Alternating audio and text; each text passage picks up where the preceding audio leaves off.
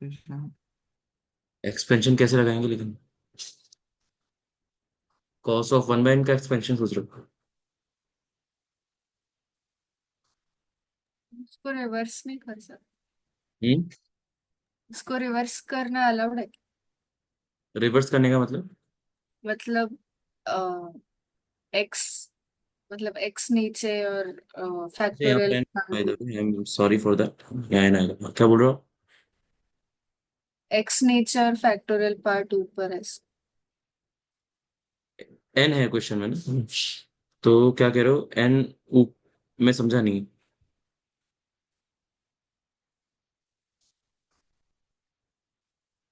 किसी को basic mathematics की याद आ रही है इसको देख वन के? Minus 2 factorial upon n square plus 4 factorial upon. लेकिन बिल्कुल सही कह रहे हो, लेकिन एक्सपेंशन कब वर्क करता है? जब जो क्वांटिटी होती है जिसका एक्सपेंशन किया जा रहा है that is tending to zero, तभी जाके कोई अप्रोक्सीमेशन बनता है। फिर n is tending to zero, यानी this quantity is tending to infinity और माइनस इन्फिनिटी, डिपेंड्स कि जीरो प्लस पे देख रहे हैं आप, जीरो माइनस पे देख रहे हैं। तो यहाँ पर जो कॉस के अंदर की क्वांटिटी है वो तो जीरो की तरफ नहीं जा रही है। तो अगर हम एक्सपेंशन सोचे भी तो भी कोई खास पॉइंट नहीं बनेगा, क्योंकि हम नेग्लेक्ट इसको करेंगे तो किसी के मन में आएगा तो सर उस केस में वन बाय एन इन्फिनिटी की तरफ जा रहा है तो हाईएस्ट पावर को ले लेंगे। लेकिन ये एक्सपेंशन तो इनफाइनाइट तक जाता है, तो हाईएस्ट पावर तो कभी खत्म ही नहीं होगी, है ना? तो उस लॉजिक से तो कुछ भी कर लेंगे हम, आंसर नहीं आएगा। इसको देख के बेसिक मैथमेटिक्स याद नहीं आ रही क्या आपको? इस टाइप के सवाल होते थे ना, y बराबर under root of x plus under root of x plus under root of, याद आया कुछ? हाँ।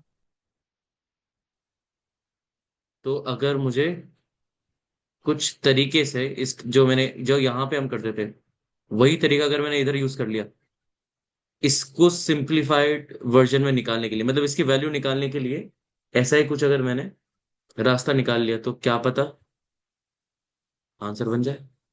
क्योंकि एक्सपेंशन तो वर्क नहीं करेगा। अगर किसी के मन में आ रहा है लॉपिटल, तो वो भी कैसे वर्क करेगा? इसका डिफरेंशिएशन बहुत मुश्किल है। अगर कोई सोच रहा है कि इसको एन स्क्वायर को अपॉन में वन बाय एन स्क्वायर कर देंगे, ठीक है इसका डिफरेंशिएशन कर लोगे, but what about the numerator?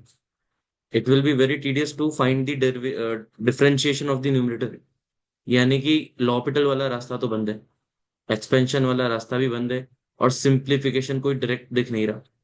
यानी कि the only option which we have is to find its value in terms of something something. मतलब ये रूट रूट रूट जो दिख रहे हैं, अगर इनको सिंप्लीफाई करके एक नंबर आ जाए तो it might be possible that we may find the limit. That's what we have to think here.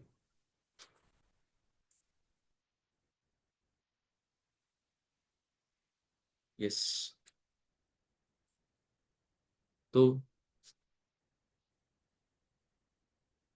कोई मुझे बताएगा सॉल्व करके कि इसकी वैल्यू कैसे निकालेंगे, और निकालेंगे तो क्या आएगी?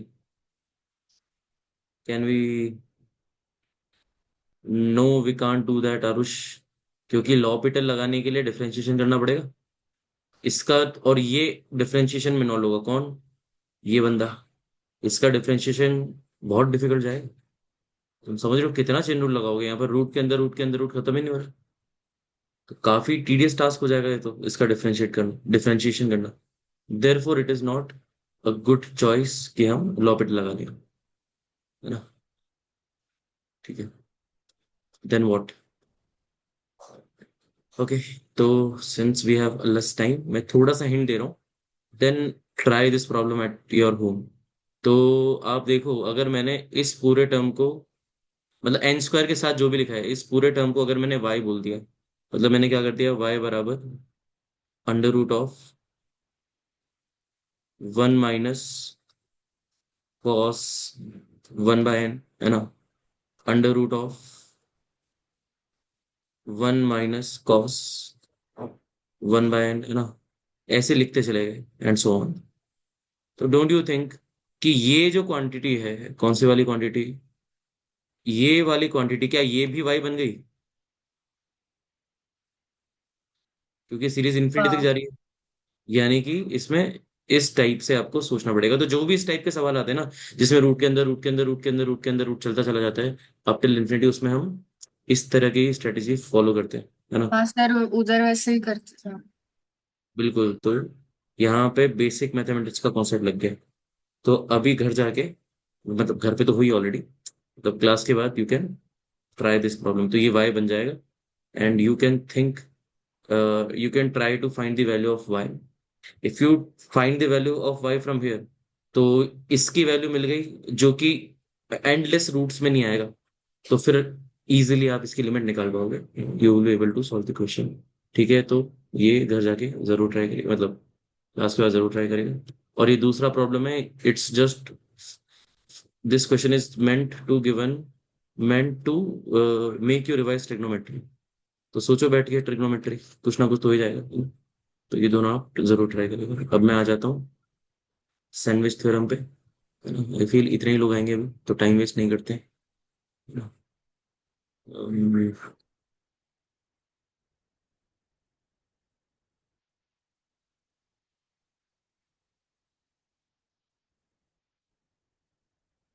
तो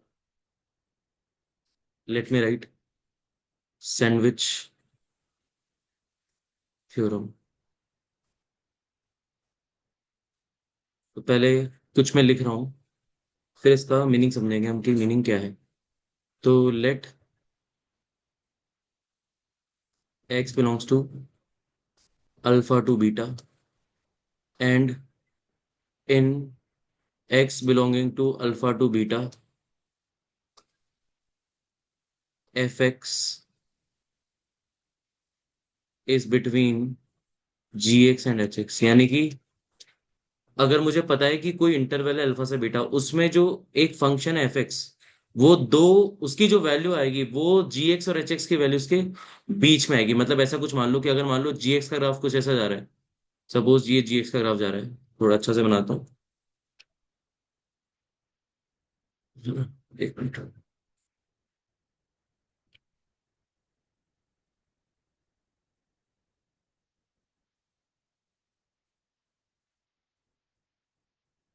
ठीक है, तो मान लो ये मेरा कुछ जी ऑफ एक्स है, ठीक है। और h of x is something like this, ऐसा कुछ। तो कहना ही सही फ्रॉम द डायग्राम। और मान लो अल्फा से बीटा की बात कर रहे हैं, मतलब आगे हो सकता है ये दोनों मिल रहे होंगे, मतलब ऐसा कुछ। तो अगर मान लो मुझे एक गिवन इंटरवल दिया है अल्फा से बीटा का, तो कहना है इसे in the interval alpha to beta g x और एच एक्स में जी एक्स हमेशा एच एक्स के या तो ऊपर है या बराबर है। यानी वी कैन से कि g x is greater than और equal to h x, correct. हाँ यहाँ पे उल्टा लिख दिया कि मैंने, अच्छा जी एक्स और एच एक्स ऐसे लिख दिया, ठीक है। चेंज कर देते हैं यहाँ पर, यहाँ पर उल्टा कर लेते हैं। यहाँ पर एफ एक्स कहाँ आ जाएगा हमारा, कौन सर, बड़ा है, जी एक्स बड़ा है ना। जैसे। यस, ठीक है। और हमें क्या दे रखा है कि और जो एफ एक्स है वो जी एक्स और एच एक्स के बीच में है। मतलब कैसा डायग्राम बनाऊंगा कुछ भी, मतलब मान लो ऐसा डायग्राम बनाते हैं हम कि एच एक्स कुछ ऐसा है। देखो अल्फा से बीटा के बीच में कहना है इसे, बाकी कहीं भी कुछ भी हो डजेंट मैटर, अभी ऐसा है। यानी कि ये जो फंक्शन है मेरा एफ एक्स, ये क्या between the interval alpha to beta g x और एच एक्स के बीच में जा रहा है हमेशा, चाहे कुछ कर लो, ठीक हाँ है। यस। तो क्या कंडीशन आती है अगर मान लो ऐसा है, और हमें क्या दिया हुआ है, मान लो ये पॉइंट आप देख पा रहे हो कि ये सब लोग किसी पॉइंट पे सेम वैल्यू दे रहे हैं, वो पॉइंट मान लिया हमने ए है, ठीक है। तो और हमें क्वेश्चन में क्या गिवन है, वी हैव बीन गिवन की limit x tends to a f of x is equal to limit x tends to a, यहाँ पर अच्छा एफ एक्स नहीं है, sorry, g of x. G of x और एच ऑफ एक्स की वो कह रहा है कि अगर जी ऑफ एक्स की लिमिट भी एक्स टेंडिंग टू ए पे जो आ रही है, वही एच एक्स की लिमिट आ रही है एक्सटेंडेड टू ए पे, और मान लिया वो लिमिट एल है। तो यहां से मैं क्या क्लियरली बोल सकता हूँ कि पक्का सिंस एफ एक्स जी एक्स और एच एक्स के बीच में आ रहा है, तो पक्का उसकी भी लिमिट कहाँ आनी पड़ेगी, उसकी भी लिमिट क्या आनी पड़ेगी, एल ही आनी पड़ेगी। यानी कि यहां से मैं क्या बोल सकता हूँ, इम्प्लाइज, यहां से क्या बोलेंगे हम, limit x tends to a, f of x would also be l, है ना। That is the statement of sandwich theorem. And obviously यहाँ पर वेयर एक्स कहाँ से कहाँ तक होना चाहिए, x should be from alpha to beta. क्या ये स्टेटमेंट आपको समझ में आ गया? यहाँ पर ए लिख देता हूँ, बेटर रहेगा, a is from alpha to beta. Statement clear है क्या आपको? हाँ। ठीक है, अब इसका क्वेश्चन करके समझेंगे कि किसी के मन में आ रहा होगा कि यार इतनी मेहनत करी क्यों रहे हैं, मतलब सीधा लिमिट निकाल लेंगे ना एफएक्स की, ये बैठ के जी एक्स और एच एक्स क्यों निकाल रहे हैं, मुझे एफएक्स की लिमिट चाहिए तो। बिल्कुल सही बात है। लेकिन एग्जाम में कई बार क्या होता है ना कि एफएक्स की आप कोई भी तरीका लगा लो, चाहे आप लॉपिटल लगा लो या कोई भी मैनिपुलेशन कर लो, यू विल ऑब्जर्व कि वो कोई भी मेथड आप अगर अप्लाई करोगे तो उसका आंसर किसी भी मेथड से आ नहीं पाएगा। तो हो सकता है उस क्वेश्चन का आंसर हम कैसे निकाल लें, उस फंक्शन को दो ऐसे फंक्शंस के बीच में डाल लें जिनकी लिमिटिंग वैल्यू उस लिमिट पे सेम आ रही है, तो उसकी मदद से हम बोल सकते हैं कि एफ एक्स की भी वही लिमिट होगी जो उन दोनों फंक्शंस की लिमिट हो रही है। कहने का मतलब क्या है, जैसे कि मान लो question, question number 1, let me show you the question.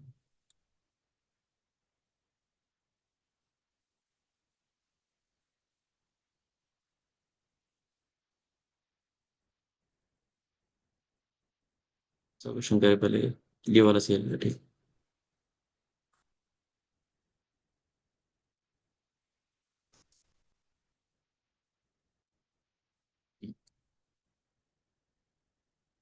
जैसे you have been asked to find the limit of this function,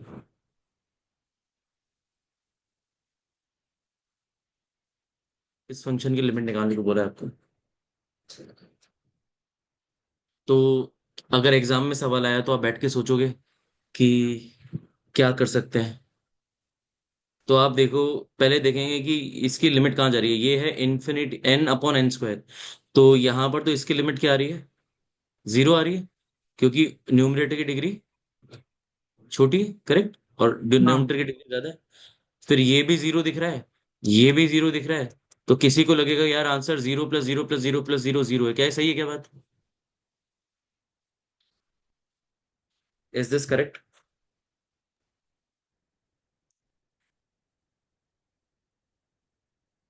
नहीं, क्योंकि जब हम वो आगे जाते रहेंगे तो फिर वो जीरो से थोड़ा बढ़ जाएगा शायद, ऐसा कुछ। बिल्कुल, इसको हम ऐसे बोलते हैं कि ये जो जीरोस हैं ये डिमिनिशिंग जीरोस नहीं है। जैसे कि याद है हम जब पहले एक्सपेंशन लगा रहे थे, वहां पर भी इस तरह के टर्म्स आते थे, फिर रिमेंबर इस टाइप के, तो हम क्या करते थे, हम इसको इग्नोर करते थे, तो भी तो ये लॉजिक होता था, ये भी जीरो बनता था, ये भी जीरो बनता था, ये भी जीरो था। लेकिन यहाँ यहाँ पर हम जीरो को इग्नोर क्यों नहीं कर रहे हैं, कोई मुझे बताए।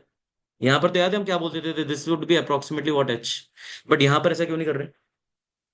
क्योंकि वो जीरो की वैल्यू बढ़ रही है।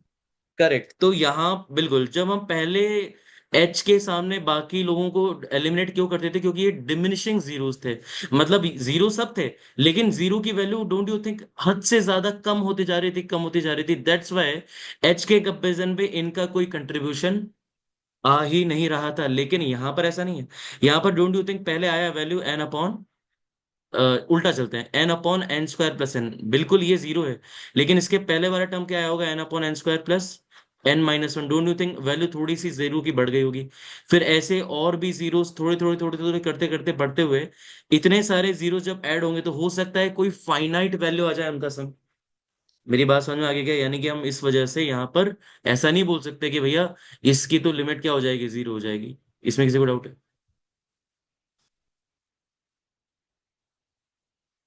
ओके।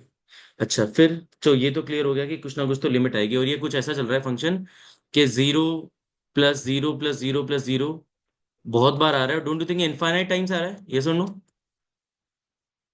क्योंकि एन एन इनफाइनाइट। टाइम्स आएगा ना? हाँ, तो एन कहाँ जा रहा है, अच्छा, ओके। समझ रहे? एन इनफाइनाइट टाइम्स आ रहा है, मतलब जीरो कितनी बार आ गया, इनफाइनाइट टाइम्स है क्या? तो क्या ये इंडिटरमिनेट फॉर्म में, ये भी एक तरीका बोलने का। और ऐसा क्यों लिख पा रहे हैं, क्योंकि ये सिंस डिमिनिशिंग जीरोस नहीं बल्कि बढ़ते हुए जीरोस है, ये झटके से कम नहीं हो रहे। एच और एच स्क्वायर में तो झटके से वैल्यू काफी कम हो रही थी। आप देखो, अगर मैं आपको बोलूं n upon n square plus one और n upon n square plus two, don't you think इनकी वैल्यू में बहुत ज्यादा डिफरेंस नहीं आएगा? मतलब मैं यहाँ पे इग्नोर नहीं मार सकता कि यार देखना देखा जाए तो ये बड़ा है, इसको इग्नोर मार देते हैं। No, because these are not, these terms don't have too much of a difference. ठीक है, यानी कि लिमिट कुछ ना कुछ तो आएगी। ठीक है, तो अभी तो कोई रास्ता नहीं दिख रहा। अगर आपका किसी का मन करेगा कि यार एक काम करते हैं, यहाँ पर इसको लिख सकते हैं कि ये दिख रहा है summation n upon n square plus r, और आर वेरीज फ्रॉम है 1 to n। तो क्या इससे क्वेश्चन सॉल्व हो जाएगा? हाँ, वो इनफाइनाइट जीपी का लगा सकते हैं। कैसे लगेगा, ये जीपी कैसे बनेगी?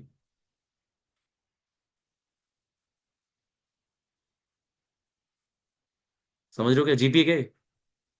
नहीं है। नहीं सर। टेलीस्कोपिक। टेलीस्कोपिक भी कैसे लगाओगे? टेलीस्कोपिक में याद है हमें ऊपर कुछ ऐसा बनाना होता है जो नीचे के फैक्टर्स का डिफरेंस हो। यहाँ तो हाँ। नीचे कहीं फैक्टर ही नहीं बन रहा। आगे बात समझ में? तो जब इस टाइप के केसेस होते हैं, जब हमारे पास कोई रास्ता नहीं होता, तब क्या काम आती है? Sandwich sandwich theorem. थ्योरम। अब सैंडविच थ्योरम का यूज कैसे करेंगे? तो उसके लिए हमें क्या करना पड़ेगा, ये जो टर्म है इन ये जो एक्सप्रेशन दिख रहा है आपको एन की टर्म्स में, क्या दिख रहा है वो? N upon n square plus one plus n upon n square plus two and so on n upon n square plus n. इसको दो ऐसे लोगों के बीच में रखना पड़ेगा जिसका मुझे कंफर्म पता हो कि ये वाली टर्म पक्का एफ एक्स से छोटी ही होगी, और ये वाली टर्म पक्का जी एक्स से छोटी होगी। लेकिन थोड़ा सा समझदारी से हमें डिसाइड करना पड़ेगा एफ एक्स और जी एक्स। ऐसा नहीं बोलेंगे कि यार ये तो क्लियरली दिख रहा है कि जीरो से बड़ा होगा। अगर ऐसा कोई स्टेटमेंट दिया तो फिर उससे तो कुछ खास लिमिट बनेगी नहीं। हमें कुछ ऐसे दो लोग लिखने पड़ेंगे यहाँ पर सच दैट ये क्वेश्चन सॉल्व हो जाए, है ना? तो यहीं पर थोड़ा सा आपको सोचना पड़ता है। तो यहां पर हम ये सोच सकते हैं कि आप एक बात बताइए मुझे, इन सारे फ्रैक्शंस में सबसे बड़ा सबसे छोटा फ्रैक्शन कौन है? लास्ट वाला। लास्ट वाला। तो अगर सपोज मैंने एक सीरीज ये लिखी n upon n square plus n, फिर plus n upon n square plus n, फिर plus n upon n square plus n and so on n upon n square plus n, है ना? Correct है ना? तो इसको समझ लेते हैं ऐसे यहां पर। और जितनी जितने टर्म्स यहाँ पर, यहाँ कितने टर्म्स हैं? 1 से लेकर n तक है, यानी कि यहाँ n टर्म्स है। सिमिलरली इस सीरीज में भी कितने टर्म्स है? n टर्म्स है। तो क्या मैं बोल सकता हूँ कि सिंस इसका हर एक रेस्पेक्टिव टर्म इसके हर एक टर्म से छोटा ही होगा, यानी कि कंफर्म है कि इन दोनों में हमेशा बड़ी वैल्यू किसकी आएगी? एफ एक्स की बड़ी वैल्यू आएगी। ये सुन लो,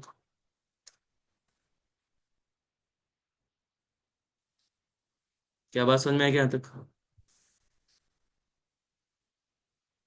कुछ तो बोलो, बोलो यार, कम बच्चे हैं ना इसलिए बोल सकते हो। सर हाँ कुछ सर।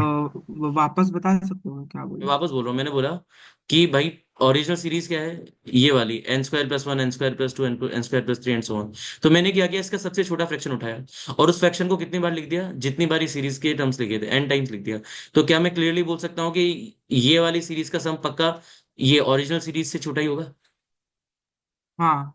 है ना? ठीक है, तो अभी कोई मुझे बताएगा इधर क्या लिखूं? सबसे बड़े वाले फ्रैक्शन का एन टर्म्स। करेक्ट, बिल्कुल सही बोल रहे हो। यानी कि इधर हम क्या लिख सकते हैं, सबसे बड़े वाला फ्रैक्शन वो क्या है? N upon n square plus one. N upon n square plus one, उसको भी हम क्या कर देंगे? एन टाइम्स लिख देंगे। ठीक है, और ये भी क्या हो गया हमारा? एन टाइम्स हो गया। ये भी एन टर्म्स लिखा है, ओके। एन टर्म्स हो गए इधर भी। अभी ट्राई करके देखो, प्रॉब्लम कर पाओगे क्या? क्या इसका सम निकालना आसान है भी?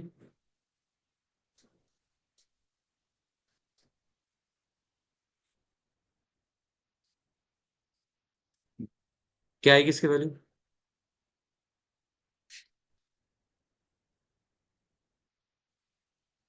N square upon n square plus n. बिल्कुल, क्योंकि n upon n square plus n कितने टाइम्स लिखा है? एन टाइम्स लिखा है, यानी कि सम क्या आएगा? N upon n square plus n कितनी बार आएगा? एन टाइम्स आएगा, यानी कि इसका सम क्या आ गया? एन, है ना? This into n. ठीक है, और ये तो हमारी ओरिजिनल सीरीज थी ही, n upon n square plus one.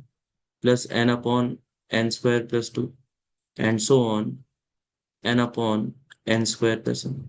और इधर वाले के भी सम क्लियरली क्या आ जाएगा, n n upon n square plus one कितनी बार आएगा, वो भी एन टाइम्स आएगा, यानी उसका सम क्या हो जाएगा, वहां पर भी एन आ जाएगा। यानी कि यहां से अभी मैं लिमिट लगा देता हूँ, limit n tends to infinity, क्योंकि अगर अभी मुझे क्लियरली दिख रहा है कि बीच वाला फंक्शन एक्सट्रीम फंक्शंस के बीच में आएगा, यानी कि अगर मैं इनको इन्फिनिटी भी लेके जाऊं तो भी जो बीच वाले फंक्शन की वैल्यू आएगी, लिमिटिंग वैल्यू, वो दोनों फंक्शन की लिमिटिंग वैल्यू के बीच में आएगी, है ना। तो यहाँ पर क्या होगा, limit n tends to infinity n upon n square plus one plus n upon n square plus two से लेकर n upon n square plus n, ये क्या हो जाएगा, limit n tends to infinity, n into n ऊपर यहाँ बन गया n square upon n square plus one, इधर क्या आ गया, limit n tends to infinity n square upon n square plus one. तो क्या आपको दिख रहा है कि एक्सट्रीम वैल्यूज की लिमिट सेम आ गई, हाँ है ना। क्योंकि यहाँ पर भी dominating term since n infinity की तरफ जा रहा है तो highest power will be the dominating term. तो यहाँ से दिख रहा है कि आंसर क्या बनेगा, वन अपॉन वन, यानी कि इधर भी वन आ गया और दूसरी साइड भी क्या आ गया आंसर, वन ही आ गया, क्योंकि यहाँ पर भी डोमिनेटिंग टर्म एन स्क्वायर है, तो इधर भी लिमिट क्या आ गई, वन ही आ गई, यानी कि यहाँ पर बीच वाले टर्म की लिमिट भी क्या आ जाएगी, कंफर्म है, सिंस वो दोनों फंक्शंस के बीच में आ रहा है हमेशा, तो उसकी लिमिट में क्या आएगी, वन, यानी कि यहाँ से इट्स वेरी क्लियर कि लिमिट की वैल्यू क्या आ गई, implies limit n tends to infinity n upon n square plus one से लेकर n upon n square plus n will be one. क्या ये क्वेश्चन क्लियर हो गया सबको? सर वो थर्ड लास्ट मतलब वन कैसे लाए वो बता। बेटा हाँ, वही एन टेंड्स टू समझा नहीं इन्फिनिटी मुझे। N square upon n square, infinity by infinity है ना ये सीरीज क्या है, इसको देखो, इसकी वैल्यू क्या आएगी, इन्फिनिटी बाय इन्फिनिटी फॉर्म में, देखो इन्फिनिटी पुट करो, तो इन्फिनिटी बाय इन्फिनिटी फॉर्म में क्या आएगा आंसर, ऊपर हाईएस्ट डिग्री क्या है, टू, नीचे हाईएस्ट डिग्री क्या है, टू, दोनों के कोएफिशिएंट का रेशियो क्या बनेगा, वन अपॉन वन, तो आंसर लिमिट का क्या आएगा, वन। अरे पढ़ा था ना इनफाइनाइट लिमिट्स। सर, और वो दोनों मतलब वैल्यूज इक्वल कैसे आ रही, वो मिनिमम और मैक्सिमम का, क्योंकि वो यार ये वैल्यूज तो डिफरेंट हो। कुछ हाँ ऐसा हो सर रहा है, वही। कुछ ऐसा हो रहा है। अगर मैं इसका एग्जैक्ट डायग्राम बनाऊं ना, तो एक्चुअली क्या होगा, जैसे जैसे वैल्यूज बढ़ाओगे तो एक तो जैसे मान लो, समझने के लिए इसको सीरीज वन मान लो, इसको सीरीज थ्री मान लो, और इसको हम ये काम करते हैं एस और एस वन और एस टू मान लेते हैं, ठीक है, एस वन एस टू और बीच वाले को एस मान लेते हैं। तो हो क्या रहा है, एस वन सीरीज भी बढ़ रही है, एन को बढ़ाने पर ऑब्वियसली बढ़ रही होगी, है ना। एस टू सीरीज भी बढ़ रही है, एस टू सीरीज भी बढ़ रही है, लेकिन क्या हो रहा है, समझ रहे हो बात को, जैसे जैसे इन्फिनिटी की तरफ जाओगे दोनों की वैल्यूज सेम आ रही है, as n tends to infinity ये क्लोज होते जाएंगे, होते जाएंगे। और जो हमारी सीरीज है, जो हमारी सीरीज है, उसकी वैल्यू भी एन को बढ़ाने पर बढ़ेगी, सही बात है, लेकिन जैसे जैसे एन को इन्फिनिटी लेके जाएंगे वो वैल्यू भी कहाँ टेंड कर जाएगी, सेम वन पर। उम्मीद है बात समझ में आ गई। हाँ ठीक है। ये हो रहा है ना। और ऐसे ही केसेस में हम क्या लगाते हैं, सैंडविच थ्योरम लगाते हैं, क्योंकि ऐसा नहीं लग रहा कि जो बीच वाली सीरीज है वो दोनों सीरीज का सैंडविच बन गई, हाँ है ना, इसीलिए इसका नाम सैंडविच थ्योरम होता है। सर, ऐसा हो सकता है क्या कि जो मिनिमम वैल्यू और जो मैक्सिमम वैल्यू है वो अलग अलग आ जाए? बिल्कुल हो सकता है, तो फिर उस केस में हम कोई कमेंट नहीं कर पाएंगे, हम बस ये बोल पाएंगे इसका मतलब ये बीच वाले की लिमिट इस वाली लिमिट से इसके वाली लिमिट के बीच में आएगी। उसका हम एवरेज लेके नहीं बता सकते क्या, उसका नहीं, वैल्यू? एवरेज से थोड़ी जज कर पाओगे अब, वो तो यार एवरेज तो बीच की टर्म आती है, अब हो सकता है ना कि अभी इस डायग्राम में हमें लग रहा है ऐसे एकदम बीच में, बट जरूरी थोड़ी ऐसे एकदम बीच में हो सकता है, ऐसे ऐसे जा रहा हो, समझ रहे हो बात को। तो ऐसे थोड़ी जज कर पाएंगे कि हाँ ये ठीक है। average ले लिया और आंसर आ गया, हमें पता ही नहीं है। कभी कभी एग्जाम में ऐसे सवाल भी आए हैं वैसे, जो तुम कह रहे हो ना, कि ऐसा ऑप्शन आ जाता है कि लिमिट इस टाइप से आप सॉल्व करोगे सैंडविच थ्योरम से, और आपके पास एक रिजल्ट आ जाएगा कि पक्का इस बीच वाले की क्वांटिटी कहाँ आएगी, अल्फा से बीटा के बीच में आएगी। तो एग्जाम में ऐसे ऑप्शंस आते हैं कि इस टर्म की वैल्यू किससे कम होगी, तो हो सकता है आप एग्जाम में वो क्वेश्चन सैंडविच थ्योरम से निकाल लो। ठीक है। इस sandwich theorem based two type के सवाल आते हैं। पहला सवाल, लिमिट की सीधी वैल्यू बन जाएगी कब, अगर एक्सट्रीम जो टर्म्स है उन दोनों की लिमिट सेम आ गई। अगर अलग अलग आई तो बस तुम इतना जज कर पाओगे कि जो बीच वाली की लिमिट है वो छोटी वैल्यू से बड़ी वैल्यू के बीच में आएंगे, दैट्स इट। सर तो हम ऐसा कह सकते हैं ना कि वो टेंड्स टू उस नंबर है जो उनके बीच में आ रहा है। नहीं तो अगर मान लो सॉल्व करके, मान लो बेटा यहाँ पे 1/3 आता और यहाँ पर 1 1 आता, तो अब टेंस टू क्या बोलोगे आप? तो ये बोलोगे ना कि ये जो बीच वाले की लिमिट है ये 1/3 से 1 के बीच में आएगी। और मैं ज्यादा कुछ कमेंट नहीं कर सकता। समझ में आई बात? टेंस टू की तो बात ही नहीं होगी, बस मैं इतना ही कमेंट कर पाऊंगा कि लिमिट 1/3 से 1 के बीच में, अगर यहाँ ऐसा होता तो। ठीक है अभी, हाँ सर। है ना? एक और सवाल कर लेते हैं।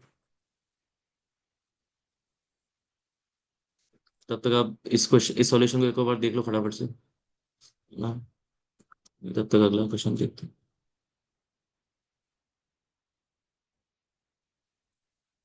लेट्स सी अगला सवाल कौन करता है।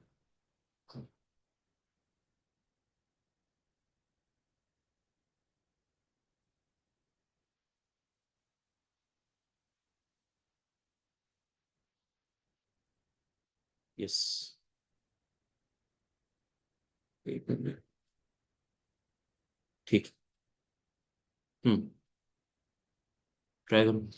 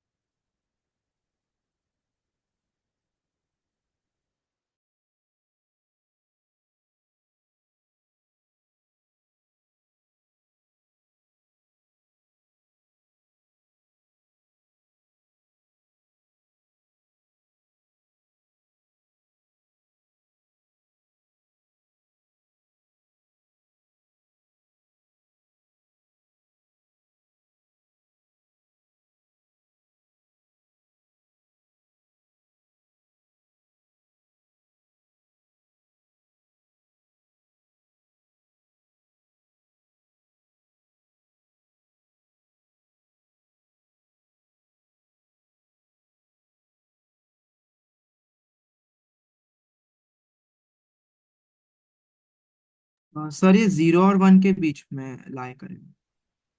0 से 1 के बीच में हो सकता है। अब देखो यहाँ पर दो चीजें, अगर आपने स्ट्रेटेजी थोड़ी सी चेंज कर दी तो हो सकता है आप करेक्ट आंसर निकाल ही नहीं पाओगे। समझ रहे हो? मान लो मैंने तो यहाँ पर ऐसी दो सीरीज बनाई थी जिससे कि लिमिट सेम आ गई थी। तो अगर ये क्वेश्चन गिवन है ऐसा, तो पक्का मुझे ऐसी बुद्धि लगानी पड़ेगी सच दैट क्वेश्चन सॉल्व हो जाए। है ना? तो पक्का अगर आपने दो सीरीज लिखी है तो कुछ ऐसी सीरीज लिखी है जो जिसमें हो सकता है ये जो आपको वैल्यू दिख रही है लिमिट की, ये उन दोनों के बीच में आएगी, बट आपने वो वाली सीरीज नहीं लिखी जिससे कि क्वेश्चन सॉल्व हो। है ना? तो वही थोड़ा सा आर्ट है। और अक्षिता क्लास का टाइम रहेगा टिल 7:47 ऐसा कुछ। यस।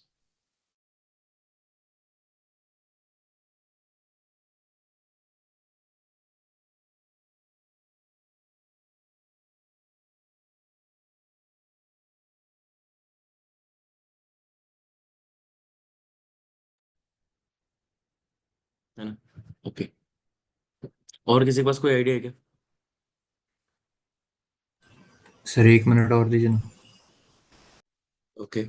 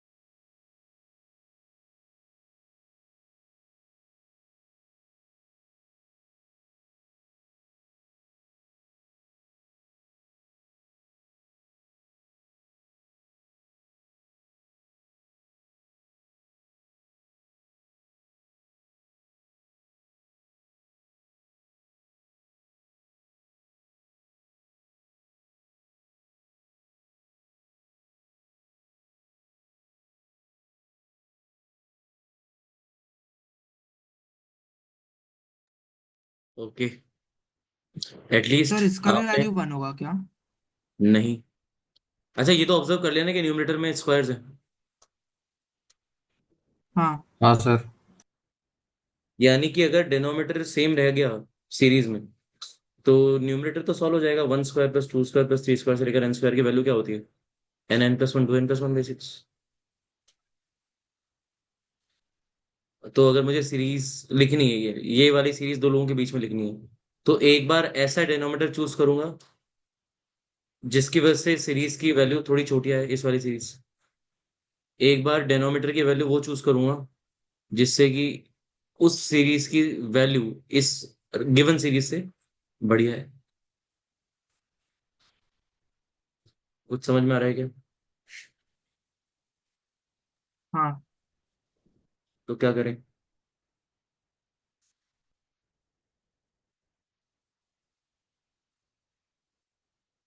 सर, एक बार n² / n³ + 1 और एक बार n² / n³ + n²।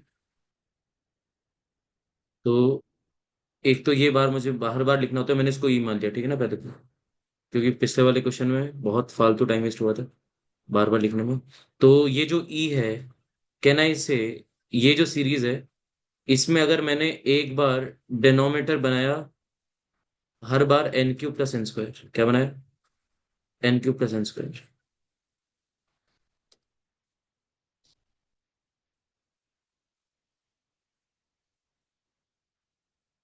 तो क्या पक्का ये इससे बड़ा होगा?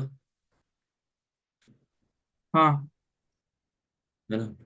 और सिमिलरली अगर मैंने डिनोमिनेटर बनाया n³ + 1,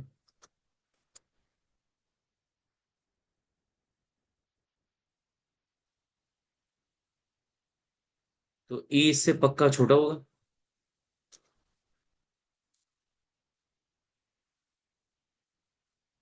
क्या सवाल बन गया क्या? हाँ, वो है ना? Sum of square of n natural number. बिल्कुल। तो इधर एलसीएम में क्या आ जाएगा? इधर एलसीएम में आ जाएगा मेरे पास n³ + n²। ठीक है। और यहाँ क्या बनेगा? 1 स्क्वायर प्लस 2 स्क्वायर से लेकर n²। सिमिलरली यहाँ पर भी एलसीएम में क्या आ जाएगा? n³ + 1, और ऊपर क्या चला जाएगा? 1 स्क्वायर प्लस 2 स्क्वायर से लेकर n²। तो दोनों साइड न्यूमरेटर क्या बन जाएंगे? ∑n², मतलब n n+1 2n+1/6 n³ + n²। इधर भी क्या आ जाएगा? Same n n+1 2n+1/n³ + 1। By the way, obviously मैं भूल गया लिखना, लेकिन लिमिट हमें पता है कि n की इन्फिनिटी जा रही है। Limit is tending to infinity, limit n tends to infinity. तो लिमिट क्या आ गई?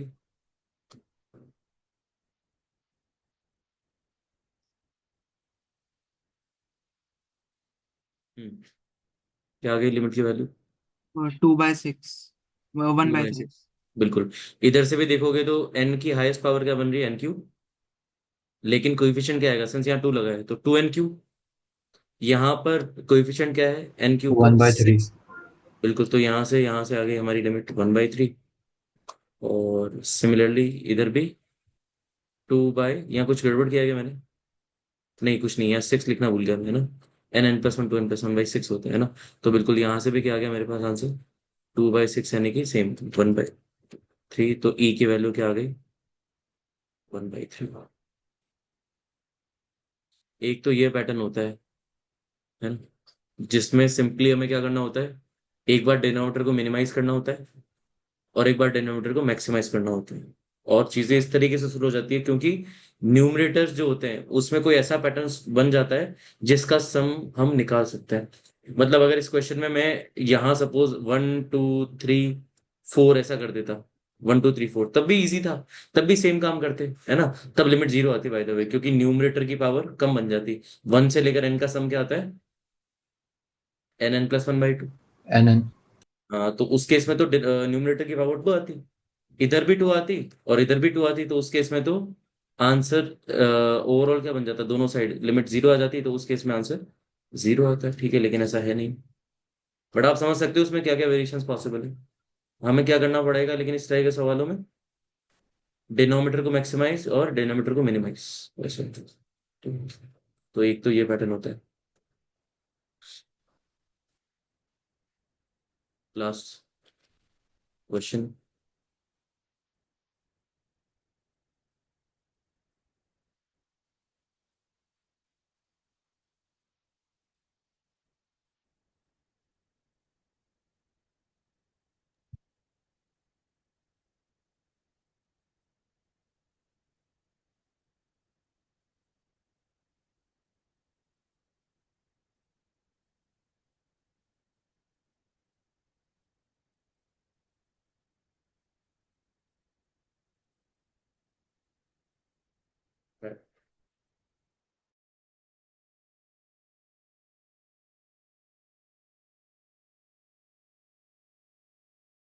सर वो ग्रेटेस्ट इंटीजर है क्या? हाँ, वो ये greatest integer, it should be mention, this is greatest integer function.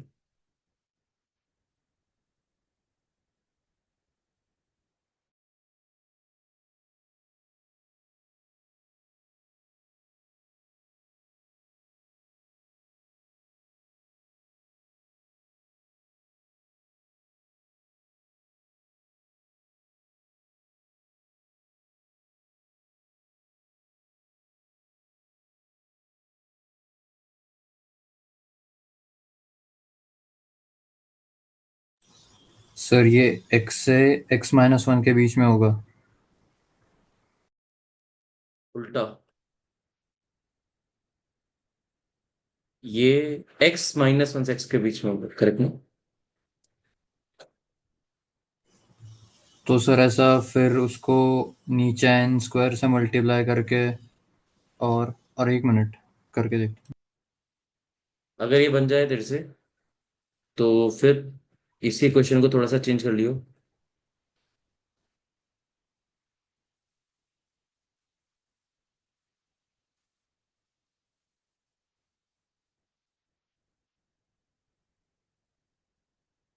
Sir limit की वैल्यू एक्स है क्या? हम्म, क्या करें? लिमिट की वैल्यू एक्स है क्या? लिमिट, अरे यार ये गलती है यहाँ पे। हाँ, यहाँ सही है, सही है, sorry my bad. Question is totally correct, x ही है ना? एक्स ही आएगा।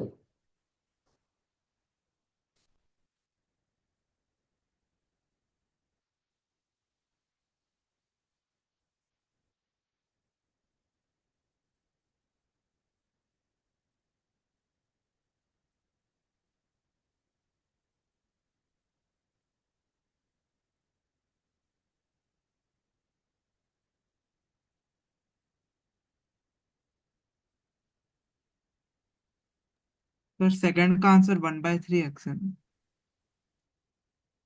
सेकंड का आंसर 1/3 एक्स है। सही है क्या? कोई बताएगा मुझे सही है क्या आंसर? कैसे क्या बेटा, बता दो एक बार। वो मतलब मैंने सम ऑफ एन नेचुरल नंबर्स लगाया और फिर बाहर एक्स है और फिर अपॉन n³ तो फिर वो हाईएस्ट कोएफिशिएंट। अच्छा, तो इसका आंसर बता रहा है क्या मुझे? हाँ उसका। तो इसका आंसर क्या आएगा? इसका सिर्फ एक्स आ रहा है। अच्छा। हम्म, नहीं, इसका हाफ आएगा ना? हाँ हाँ सर, हाँ ऐसा हाँ 2 हाँ से पाएगा। मल्टीप्लाई किया और फिर हम्म। ऐसा सीरीज लिखी, फिर n² से मल्टीप्लाई किया, फिर एक साइड का सॉल्व किया और थर्ड में हम्म। उससे बस। x/2 -0 फिर ऐसा हाफ आता है। हम्म। ठीक है। तो जो ग्रेटेस्ट इंटीजर टाइप के सवाल होते हैं उसमें क्या करना होता है? ग्रेटेस्ट इंटीजर कहाँ से कहाँ तक होता है?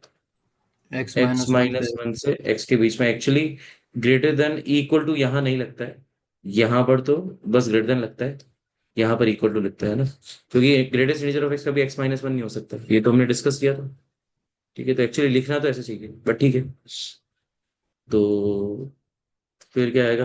Greatest integer of 2x। अच्छा बाय द वे, अगर ये लिखा होता तो क्या ये स्टेटमेंट गलत होता?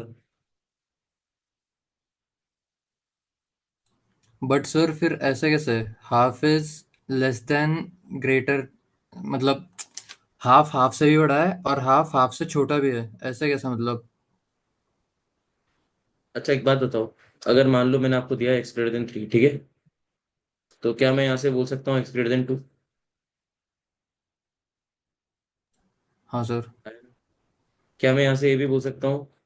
Greater than equal to. Yes, क्यों? ग्रेटर देन और इक्वल टू होता है यहाँ पे। मतलब अगर मैंने ये स्टेटमेंट भी लिख दिया तो गलत नहीं है। हाँ, ज्यादा करेक्ट क्या होता कि मैं यहाँ इक्वल टू नहीं लगाता, क्योंकि मुझे पता है कि इक्वल टू होगा ही नहीं। बट अगर मान लो उसने लिख भी दिया ना ये, तो इसका मतलब ये नहीं कि वो गलत है। क्योंकि वो क्या कहना चाह रहा है कि greatest integer will be greater than और equal to x-1, and I know that और वाली कंडीशन पॉसिबल नहीं होगी। बट और लिखा है ना, मैंने तो बोला एंड बोल रहा है। मेरी बात समझ में आ रही है क्या? मतलब अगर मैं ये स्टेटमेंट लिख भी दूं तो बिल्कुल भी गलत नहीं है। ठीक है, ये बात सबको समझ में आ गई क्या? है ना? ओके, मान के चल रहा हूँ आगे का। तो ये लिखते चले जाएंगे बस। सर एक्स एक इंटीजर है। एक्स इंटीजर का कहाँ बोला? एक्स इंटीजर कहीं लिखा है क्या? वो मतलब रैशनल नंबर है। एक्स कोई भी रियल नंबर है बेटा, सब पे क्या अप्लाई होगा ये? क्या ये बात जो मैं लिख रहा हूँ, एक बात अगर एन एक्स कोई नंबर है कोई भी, तो उस नंबर का ग्रेटेस्ट इंटीजर उस नंबर -1 से लेकर उस नंबर के बीच में ही तो होगा। अब एक्स कुछ भी हो, डजेंट मैटर, एक्स इंटीजर हो या ना हो, एक्स रैशनल हो या ना हो, हाँ। X should be a real number. क्योंकि उसी के लिए ग्रेटेस्ट इंटीजर डिफाइन किया था, रियल नंबर्स के लिए। ठीक है है हम्म। ना? अब तो दिख गया होगा आपको कि यहां से हम सबको ऐड कर देंगे, तो यहां से क्या आ जाएगा? Greatest integer of x plus greatest integer of 2x से लेकर ग्रेटेस्ट इंटीजर ऑफ nx, ये कहां से कहां तक होगा? ये सीरीज चल रही है। पहले इसमें इन टर्म्स को देखो, x 2x 3x से लेकर nx। क्या यहाँ पर x कॉमन आकर क्या बन गया? समेशन n बन गया। सर फोर्थ का 1/3 होगा क्या फिर? फोर्थ का 1/3 होगा बिल्कुल। और यहाँ पर क्या हो जाएगा? 1 1 1 1 कितनी बार आएगा? तो ये सीरीज में n टर्म्स है, तो यहाँ पर भी -10 आ जाएगा। सिमिलरली इधर क्या आ जाएगा राइट साइड में? x कॉमन लेने पर क्या बन जाएगा? समेशन n बन जाएगा। तो बन गया आंसर। बट मुझे क्या चाहिए? लिमिट अपॉन एन स्क्वायर की, तो हम भी क्या करेंगे? Upon n square, upon n square and upon n square, और लिमिट लगा देंगे दोनों side, n tends to infinity वाली, एन टेंड्स टू इन्फिनिटी वाली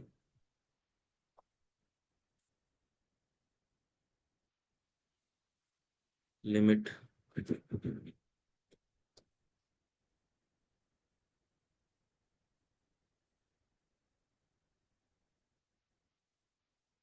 आ गया आंसर। तो क्या बन गया यहाँ से आंसर? यहाँ पर दिख रहा है क्या? कोएफिशिएंट n²/2 आएगा हाईएस्ट, है ना? x के साथ क्या आएगा? n × n+1/2। यहाँ आ गया माइनस का n अपॉन n² less than equal to, इसको e बोल देता हूँ। क्यों इसको बार बार लिखेंगे ना, तो ये e हो गया। e less than equal to, ये क्या बन गया?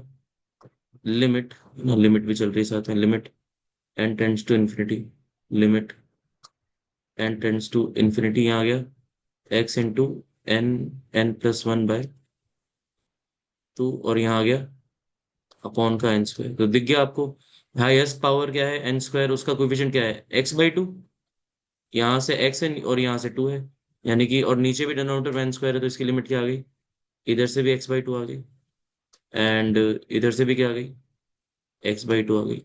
बिल्कुल, तो इसका आंसर क्या हो गया? e का x/2 हो गया। सर पर उधर लेफ्ट साइड में -n भी है ना, तो -इन्फिनिटी। बिल्कुल सही कह रहे हो आप, लेकिन यहाँ पर जब n इन्फिनिटी की तरफ जाता है तो डोमिनेटिंग टर्म क्या होती है? हाईएस्ट। Highest power. और अगर याद नहीं आ रहा क्यों, तो आप एन स्क्वायर कॉमन ले लेना, तो देखोगे ना कि एन स्क्वायर कॉमन लेने पे यहाँ वन बाय एन बन जाएगा। जब एन हाँ। टेंस टू इन्फिनिटी होगा तो जीरो बन जाएगा, है ना। ओके। बस। अच्छा, और इस वाले को मैं पूरा नहीं कर रहा। क्या आपको दिख रहा है यहाँ पर क्या बनेगा series? One square x minus one से वन स्क्वायर एक्स के बीच में। तो सेम कहानी होगी, बस इस वाले क्वेश्चन में वन टू थ्री एन चल रहा था, यहाँ पर one square two square three square n चलेगा, करेक्ट। यानी कि one square two square three square का सम क्या आएगा यहाँ पर? जैसे यहाँ पर क्या सम आया एक्स के साथ, यहाँ पर एक्स के साथ समेशन एन आया, तो यहाँ पर क्या आएगा? समेशन एन स्क्वायर आएगा, करेक्ट। और माइनस का वन कितनी बार आएगा? अगेन एन टाइम्स आएगा, और अपॉन एन क्यूब। और यहाँ पर भी सेम बनेगा। इस साइड तो x two x three x n x चल रहा था, इस साइड कहाँ पर पुराने वाले क्वेश्चन में, यहाँ पे क्या चलेगा? One square x two square x three square x n square x, यानी कि यहाँ पर क्या आएगा? एक्स के साथ सिंपली समेशन एन स्क्वायर आएगा और अपॉन का एन क्यूब। आगे कर लोगे सॉल्व तो देख लेना आंसर आ जाएगा, इधर आ जाएगी लिमिट एक्स बाई सिक्स, ठीक है, वो तो आप कर ही लोगे। सेम लॉजिक लगाना है क्योंकि कुछ नया नहीं है। तो यहाँ पे भी आंसर क्या आ जाएगा? X by six less than equal to e less than equal to x by six. यानी कि ई की वैल्यू क्या आ गई यहाँ से? ई की वैल्यू आ गई एक्स सर बाई, x/3 आना चाहिए। Oh my bad, two x by six बनेगा, यस। सही कह रहा हूँ ना? टू एक्स बाई हाँ सिक्स बनेगा, सही कह रहे हो भाई, यस। क्यों? क्योंकि n n plus one into two n plus one होगा, तो two n q by six बनेगा, बिल्कुल सही कह। यस, तो यहाँ पर एक्स बाई थ्री है, ठीक है। कोई डाउट है ना? नहीं है। सो इतना ही पढ़ाना था मुझे आपको, तो ठीक है, हो गया। तो जिनको जाना है दे कैन गो, एंड जिनको मुझसे कोई डाउट पूछना है तो I am here for 20 more minutes, you can ask me the doubts. अ, हाँ सर, वो एक्सरसाइज 1 में 6th वाला क्वेश्चन। एक्सरसाइज वन में सिक्स्थ वाला क्वेश्चन। सर उससे पहले आप इससे पिछला वाला क्वेश्चन एक बार बता सकते कौन सा वाला बेटा? फोर्थ वाला? हो? सेकंड, सेकंड वाला। देखो, सेकंड वाले टाइप के सवालों में क्या करते हैं हम, सीरीज में डिनोमिनेटर को कांस्टेंट बनाते हैं। एक बार डिनोमिनेटर वो रखते हैं जो जिससे ओवरऑल वैल्यू मिनिमम बन जाए, एक बार डिनोमिनेटर वो रखते हैं जिससे कि ओवरऑल वैल्यू मैक्सिमम बन जाए। तो ओवरऑल वैल्यू मिनिमम कब बनेगी बेटा? जब डिनोमिनेटर में क्या आएगा? N cube plus n square हर बार। बात समझ में आ रही है क्या? तो यहाँ हाँ पर भी मैंने वन अपॉन में n cube plus n square, four में भी एन क्यूब वन ऐसे कर दिया, तो वो ये वैल्यू मिनिमम बन जाएगी, ठीक है। सर, मतलब पिछले क्वेश्चन जैसे ही किया ना, जो फर्स्ट क्वेश्चन था। हाँ बिल्कुल उसी के टाइप का सवाल था। देखो, स्टार्टिंग के दो सवाल और बाद वाले दो सवाल, ये दो डिफरेंट टाइप्स हैं बस, ठीक है। ग्रेटेस्ट इंटीजर में क्या करते हैं? यही मेथड फॉलो करते हैं, एक्स माइनस वन से एक्स वाला। अगर ऐसे अपॉन वाला क्वेश्चन आता है तो क्या करते हैं? डिनोमिनेटर मिनिमाइज एंड मैक्सिमाइज, ठीक है। यस। बाकी हर बार जरूरी नहीं है कि यही मेथड अप्लाई होगा, किसी किसी सवाल में हो सकता है कुछ और ही सोचना पड़ जाए, बट तो ठीक है, वो तो ये वाले क्वेश्चंस इन जनरल रिपीट होते हैं तो हमने वो डिस्कस कर लिया, ठीक है। बाकी तो एग्जाम में आपको पता है कुछ भी हो सकता है, ठीक है। यस, एक्सरसाइज वन, यार भाई मेरे पास मॉड्यूल तो नहीं है। क्या मानस भाई, तुम फोटो खींच के भेज सकते हो क्या मुझे टेलीग्राम पे? अ, है ना? हाँ, मैं- 1 सेकंड। पता ही होगा। जिसको भी कोई डाउट है वो फोटो खींच के भेज देना। ट्राई की फोटो ऐसे ना भेजो कि क्वेश्चन ऐसा दिख रहा है ना, इस टाइप का। ऐसे क्वेश्चन ऐसा दिखना चाहिए मुझे ना, तो मुझे समझ में आ जाए, नहीं तो मुझे यहाँ पे रोटेट करना पड़ेगा।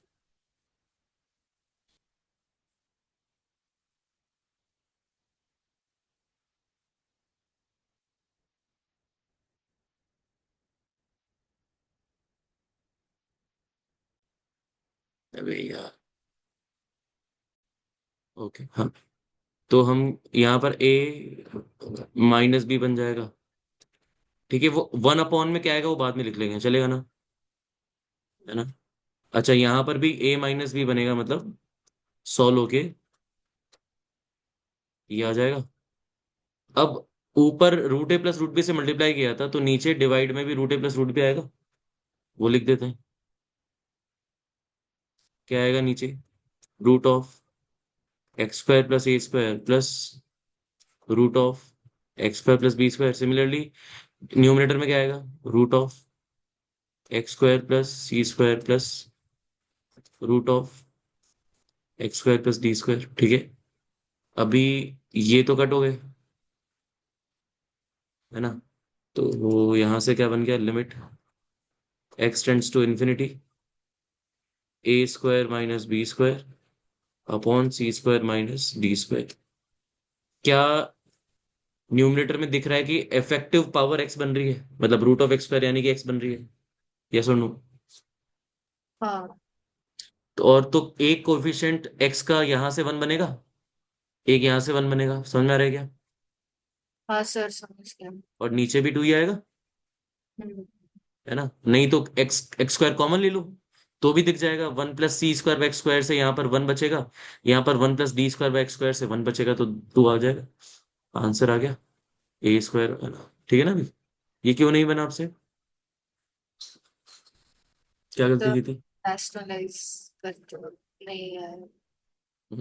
रैशनलाइजेशन से डर लगता है इसका मतलब तुम्हें। सर वो जो शुरू में आपने एक्स स्क्वायर और एक्स स्क्वायर काटा है उधर मतलब रूट है ना? बिल्कुल सही कह रहे हो, मतलब मैंने स्टेप्स स्किप किए भाई, मैंने क्या क्या स्किप किया है, अब वो भी देख लो। देख यहाँ से क्या हाईएस्ट पावर है, एक्स स्क्वायर। सिंस वो रूट में है तो बाहर एक्स आ जाएगा। देखो ऐसे तो मॉड एक्स आता है, लेकिन देखो एक्स टेंडिंग टू इन्फिनिटी है, तो मॉड एक्स एक्स ही बन जाएगा। ठीक है ना, हाँ है ना। ओके ठीक है। ऐसे ही नीचे भी करेंगे, तो दिख रहा है ना यहाँ पर एक्स को इन्फिनिटी डालेंगे तो जीरो बन जाएगा, जीरो बन जाएगा तो क्या आ गया, x plus x two x आ गया। सिमिलरली नीचे भी सेम कहानी बनेगी, सेम ऐसे ही कुछ, और वो भी क्या बन जाएगा, टू एक्स बन जाएगा। नहीं, तो वो आंसर ए आ गया। स्क्वायर बी स्क्वायर वो कैसे आया? ए स्क्वायर माइनस बी स्क्वायर वो अपॉन। कैसे आया भाई, रैशनलाइजेशन जब मैंने ना अगेन एक स्टेप स्किप की थी, आपको फोकस रखना चाहिए था अपना। रूट ए माइनस रूट बी, ये जो दिख रहा है ना तुम्हें रूट का टर्म, ये देखो ये वाला टर्म, रूट ए माइनस रूट बी, इसको मैंने मन ही मन माइंड में मल्टीप्लाई कर दिया root a plus root B और डिवाइड कर दिया root a plus root b से। मैं यहाँ पर ए ओके बी को तो और बोल ठीक रहा हूँ, है। समझ रहे हो ना, इसको इस पूरे को ए बोल रहा हूँ, इस पूरे को बी बोल रहा हूँ। तो उससे ऊपर क्या बना होगा, ए माइनस बी, यानी कि ये बना होगा करेक्ट। और डिवाइड में क्या होगा, ये समझ में आ गई अभी बात। हाँ ठीक है। और सेम डिनोमिनेटर में भी क्या है, यस, ओके। Ektan, भाई question number 14 you can't do it right now because it is based on differentiation, ठीक है, थोड़ा वेट करना पड़ेगा। ठीक है सर, फिर सर अगला वाला। अगला वाला अप्रोक्सीमेशन सिखा दिया ना आपको, हाँ, ठीक है हाँ ये बायनॉमियल कर सकते अप्रोक्सीमेशन ना, हाँ। हैं। बिल्कुल बिल्कुल, इस क्वेश्चन को करने का एक तरीका तो डिफरेंशिएशन का लॉजिक है जो नहीं पढ़ाया गया है, बट उसके बिना भी ये सवाल कर सकते हैं। कैसे, ये एक्सपेंड कर लेते हैं इसको, तो क्या और बन वो जाएगा लिमिट, एक्सरसाइज 1 का था क्या, 14 या 2 का था? कौन सा वन ये का वाला, था। वन का 14 था हाँ। ठीक है, a square plus h square plus two a h, है ना, ए प्लस एच का होल स्क्वायर लिख लिया, ठीक साइन है। Of a plus h minus a square sine a, और अपॉन में क्या बनेगा, एच। ठीक है, यहां से क्या आ गया मेरे पास, limit h tends to zero. देखो टू ए एच के कंपेरिजन में h square will get eliminated, समझ में आ गया ना, because it will be really small in हाँ, कंपेरिजन टू छोटा एच, होगा बहुत। एच, है ना। ठीक है, तो यार और ए स्क्वायर कॉमन दिख रहा है क्या, ए स्क्वायर इसके साथ भी है और ए स्क्वायर इसके साथ भी है, साइन ए कॉमन ले के लो। साथ, हाँ। बिल्कुल, तो क्या बन जाएगा, sine of a plus h minus sine a. अच्छा और क्या आएगा, प्लस का two a h sine of a plus h, क्या ये क्लियर है, न्यूमरेटर में यही आएगा। समझ गया। और मैंने एच को अलग अलग कर दिया एलसीएम से। हम्म।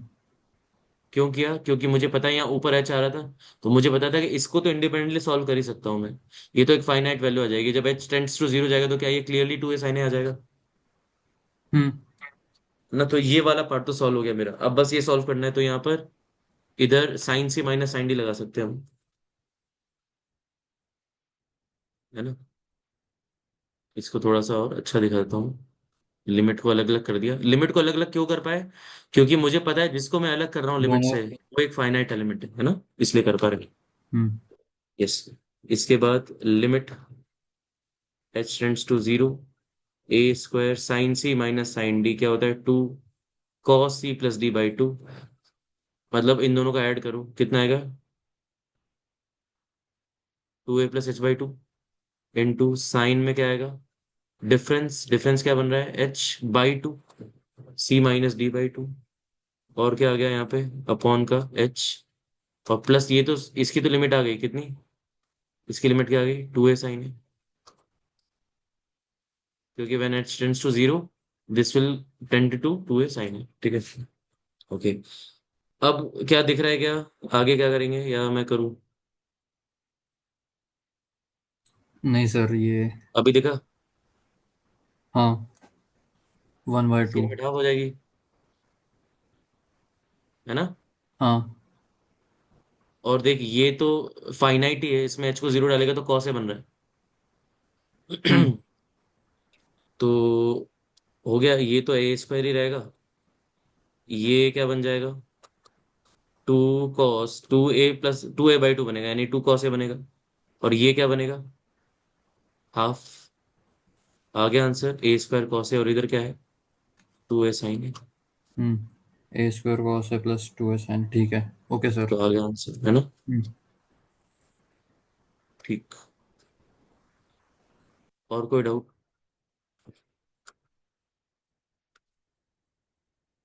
प्रेशा, आपको तो और भी डाउट थे ना। हाँ सर, पर वो आज फिर से करने वाली हूँ अभी। चलेगा, मतलब अक्षिता आपको बताओ। सही है वो। हाँ सर, मेरे को फिर एक डाउट एक्सरसाइज है। 2 में जो ओके हाँ बोल भाई, एक दिन। सर एक्सरसाइज 2 में जो 17 क्वेश्चन है वो भी थोड़ा 14 जैसा है, तो वो सारे डिफरेंशिएशन के बाद ही होंगे ना। अगर एफ डैश वर्ड यूज किया है क्वेश्चन में हाँ। तो पक्का भी नहीं कर सकते, ठीक है। ठीक है। यस, और अगर आप में से किसी को और को कोई डाउट भेजना है तो आप प्लीज फोटो खींच के ग्रुप पे, मतलब मेरे को टेलीग्राम पे भेज दीजिए, यस। और कौन से सर क्वेश्चन नहीं मेरे को करने रिपीटिंग, पूछना था एफ डैश वाले, हाँ बोलो। कि अगर इसकी स्मॉल एंगल अप्रोक्सीमेशन है तो हमें साइन अगर का क्या पता है, है कि। नॉन, आपकी वॉल्यूम कम आ रही है,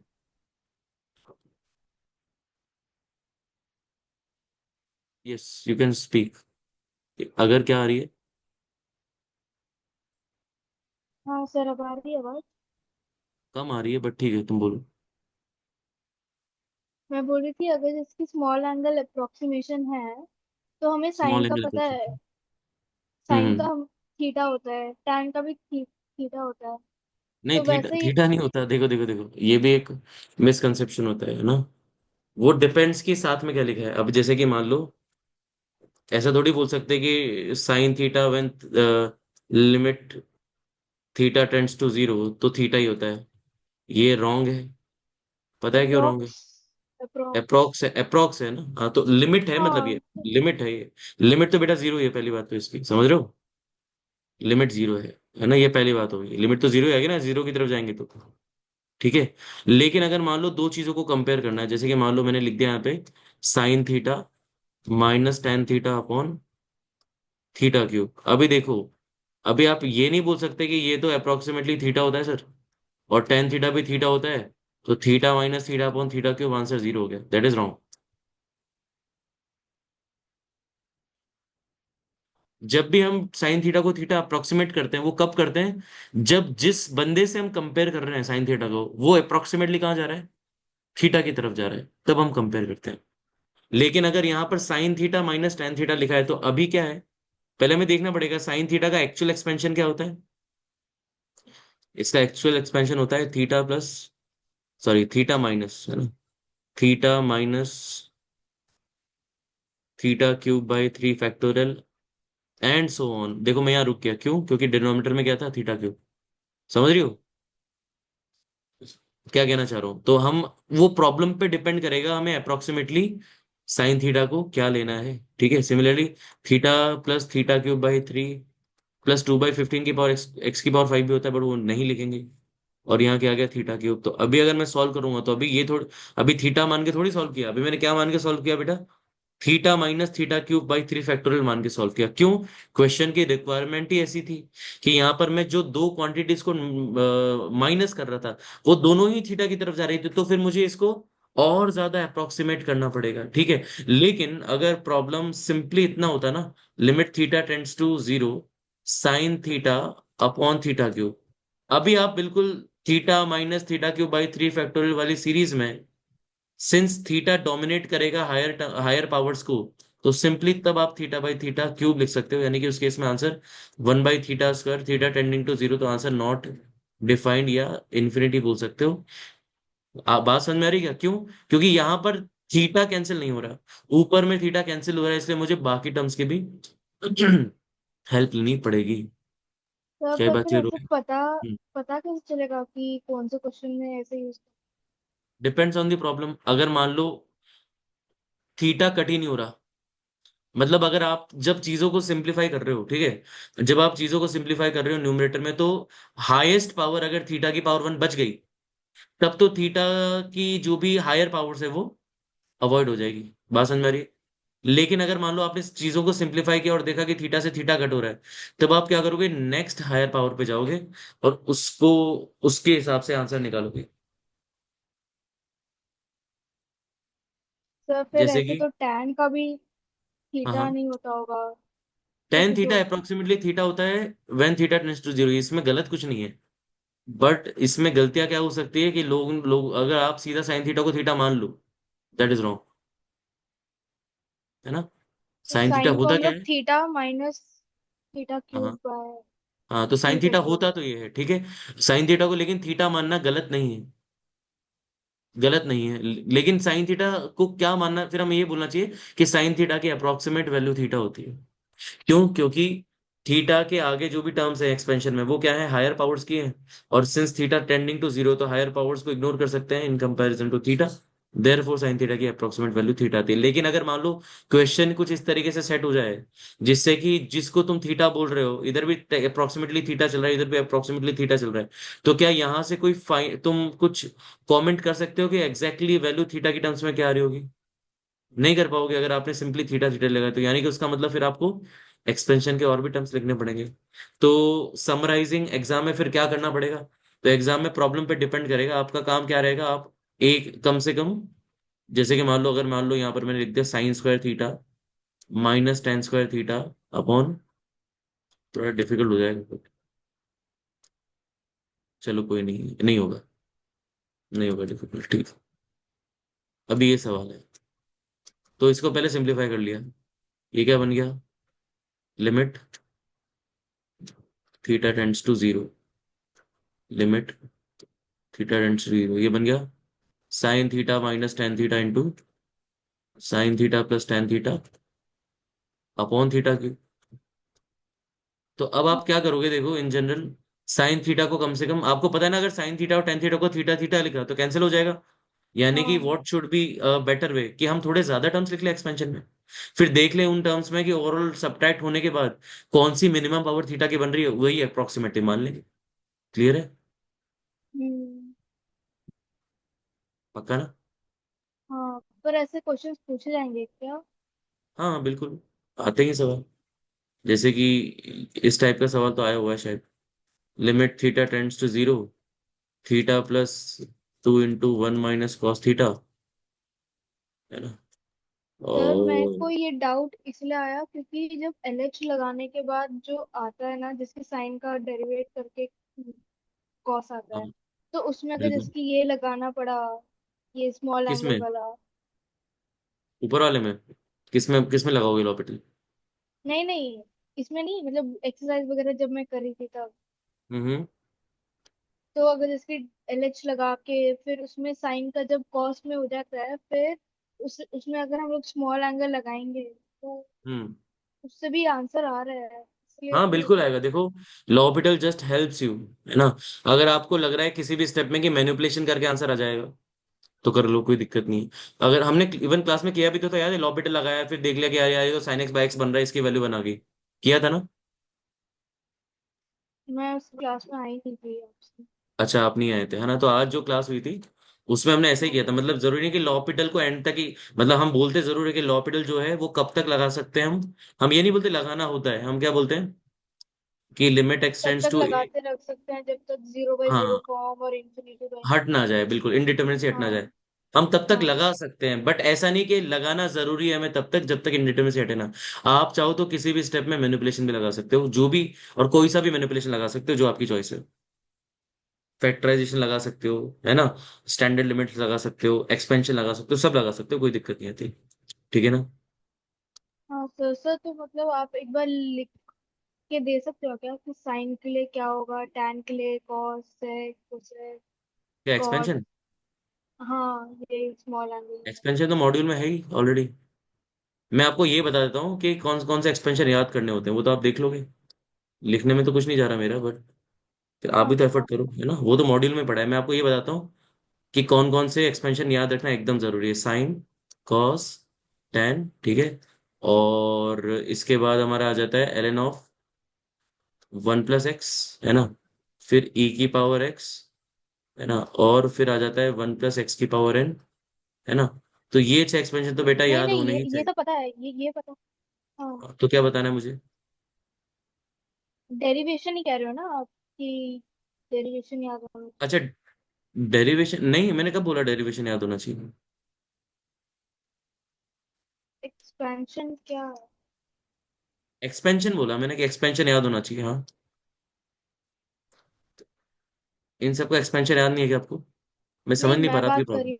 रही हूँ अगर नहीं सर मेरे को नहीं आया समझ एक्सपेंशन मतलब क्या। तो क्या चाह रहे हो, मैं एक्सपेंशन लिखूँ ये कह रहे हो?